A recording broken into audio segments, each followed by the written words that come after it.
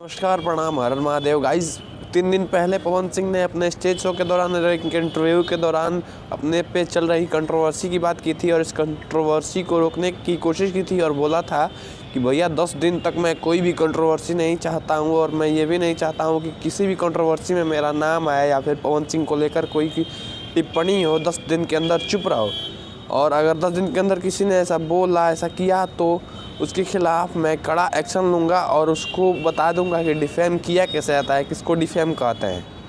इसके बाद जो है, इस बात को बोले हुए लगभग 10 घंटे भी नहीं होते हैं, 10 दिन तो क्या 10 घंटे ही नहीं होते हैं, लेकिन एक बहिंचो इतना पहले तो मीडिया वाला हो चुका है ना कि जिसको देखो वही माइक और कैमरा लेके और मीडिया वाला बन चुका है और नया चैनल है। लेकिन क्या कीजिएगा। तो बात कर रहे थे हम कल के इंटरव्यू की। तो एक मीडिया जो है वो अक्षरा सिंह के पास पहुंच जाता है, इंटरव्यू लेता है और इस इंटरव्यू के दौरान पवन सिंह द्वारा कही गई बातों का जिक्र कर देता है, ठीक है।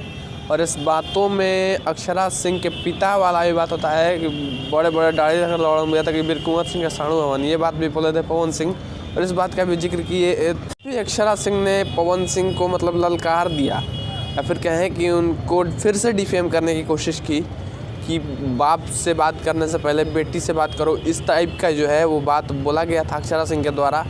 और अब देखना ये है कि इस पे पवन सिंह क्या कहते हैं। पवन सिंह तो 10 दिन बोले थे, लेकिन यहाँ पे 10 घंटे भी नहीं हुए, यहाँ पे अक्षरा सिंह जो है फिर से इस बातों को चालू कर दी। लेकिन पवन सिंह ठीक ही कहते भैया कि अगर तुम में दम है तो बिना कंट्रोवर्सी के अपना स्टारडम दिखाओ, बिना कंट्रोवर्सी के अपना गाना चला के दिखाओ।